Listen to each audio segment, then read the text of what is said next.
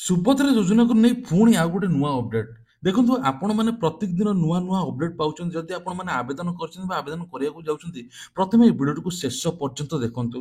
ଦେଖନ୍ତୁ ଆପଣଙ୍କୁ ପୁଣି ଏବେ ଇ କେୱାଇସି କରିବାକୁ ପଡିବ।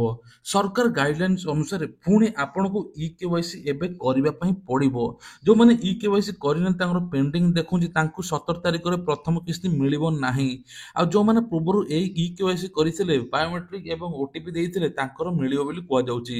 ତେବେ ତେବେ ଯେଉଁମାନେ ଫର୍ମ ଦେଇଛନ୍ତି ଡିବିଟ୍ ଜରିଆରେ ଯୋଉ ଟଙ୍କା ମିଳିବ ବୋଲି କୁହାଯାଉଛି, ପ୍ରକୃତରେ ସିଏସସି ସେଣ୍ଟରରେ ତାଙ୍କର ଯୋଉ ସବୁ ପେଣ୍ଡିଂ ଦେଖଉଛି ତାଙ୍କୁ ହିଁ ମିଳିବ, କିନ୍ତୁ ତାଙ୍କୁ 17 ତାରିଖରେ ମିଳିବ ନାହିଁ ବୋଲି କୁହାଯାଉଛି। ପୁଣି ଆଉଥରେ ଇ କେୱାଇସି ସେମାନଙ୍କୁ କରିବା ପାଇଁ ପଡିବ। କିଛି ଲୋକଙ୍କର ନେମ୍ ମିସ୍ ମ୍ୟାଚ୍ ହଉଛି, ଆଧାର କାର୍ଡରେ ଗୋଟେ ଦେଖଉଛି ଏବଂ ସିଏସସି ସେଣ୍ଟର ଯେତେବେଳେ ଓପନ କରୁଛନ୍ତି ସାଇଟରେ, ସେଠି ନାଁ ମଧ୍ୟ କିଛି ଅଲଗା ଦେଖଉଛି, ଯାହାଫଳରେ ତାଙ୍କର ମଧ୍ୟ ରିଜେକ୍ଟ ହେବାର ଚାନ୍ସ ଅଛି। ତେଣୁ ସରକାରଙ୍କର ନୂଆ ନିୟମ ପୁଣି ଆଉଥରେ ଆସିଛି, ପୁଣି ଆପଣମାନେ ଇ କେୱାଇସି କରିବା ପାଇଁ ପଡିବ। ବାରମ୍ବାର ନିୟମ ବଦଳାଇବା ସତ୍ତ୍ୱେ ଆମର ମା ଭଉଣୀମାନେ ସମସ୍ତେ ଦୀର୍ଘ ସମୟ ଧରି ଲାଇନ କରି ନିଜର ବାୟୋମେଟ୍ରିକ ଏବଂ ଫିଙ୍ଗରପ୍ରିଣ୍ଟ ଦେଇକି ଆସୁଥିଲେ, କିନ୍ତୁ ସରକାର ପୁଣି ଚେଞ୍ଜ କରିଥିଲେ ଯେ କିଛି ଦରକାର ନାହିଁ, ସମସ୍ତେ ଯାଉଥିଲେ ଫର୍ମ ଦେଇ ଦେଇକି ଆସୁଥିଲେ।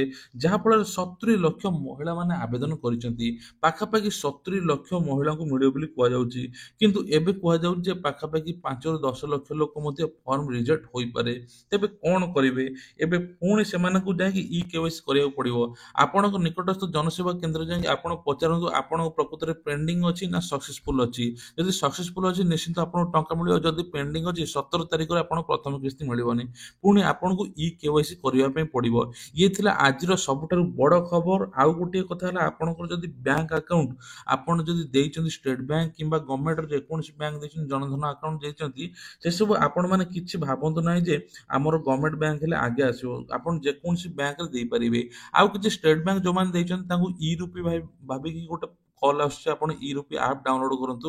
ଦେଖନ୍ତୁ ଆପଣଙ୍କୁ ଯଦି ଇ ରୂପୀ ଆପ୍ ଡାଉନଲୋଡ କରିବାକୁ ପଡିବ, ଆପଣଙ୍କୁ ଯଦି ସବୁ ଡିଟେଲ୍ସ ଫୋନ ବାରମ୍ବାର ଆସୁଛି, ଆପଣ ୱେଟ୍ କରନ୍ତୁ 17 ତାରିଖ ପର୍ଯ୍ୟନ୍ତ। ଆପଣ ପ୍ରଥମ କିସ୍ତି ପାଇସାରନ୍ତୁ, ତାପରେ ଆପଣ ଯାହା କରିବା କଥା କରିବେ।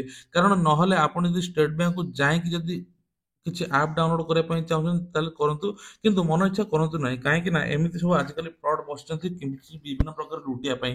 ଆପଣ ମାନେ ନିଜ ବ୍ରାଞ୍ଚକୁ ଯାଇକି ଯୋଗାଯୋଗ କରନ୍ତୁ, ଇ ରୂପୀ ଆପ୍ ଡାଉନଲୋଡ କରିବେ କଣ ନାହିଁ ସବୁ ଡିଟେଲ୍ସ ଯାଇକି ବୁଝିପାରିବେ।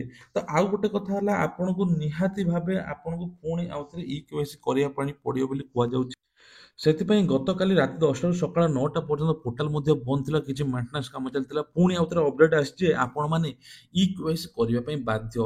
ତେବେ ଏବେ କଣ କରିବେ? କିଛି ଲୋକଙ୍କୁ କୁହାଯାଉଥିଲା ଇ କେୱାଇସି କରିବେନି, ଓଟିପି ଦରକାର ନାହିଁ। ପୁଣି ଯେତେବେଳେ ଲାଗିଥିଲା, ଯେତେବେଳେ ଆଧାର କାର୍ଡ ସେଣ୍ଟର ଲାଇନ ଏବଂ ଗଭର୍ଣ୍ଣମେଣ୍ଟ ବାଧ୍ୟ ହୋଇକି ଏସବୁ କହିଥିଲେ। ତ ବର୍ତ୍ତମାନ କଣ ହେବ, କାହାକୁ କେତେ ଟଙ୍କା ମିଳିବ, କିଏ ଟଙ୍କା ପାଇବେ, ସେ ନେଇ ମଧ୍ୟ ଖୋଳତାଡ଼ ଚାଲିଛି।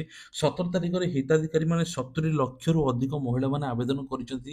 ସେ ପୁଣି ବି କେତେ ପାଇବେ ତାହାକୁ ମଧ୍ୟ ଅପେକ୍ଷା ହୋଇଛନ୍ତି।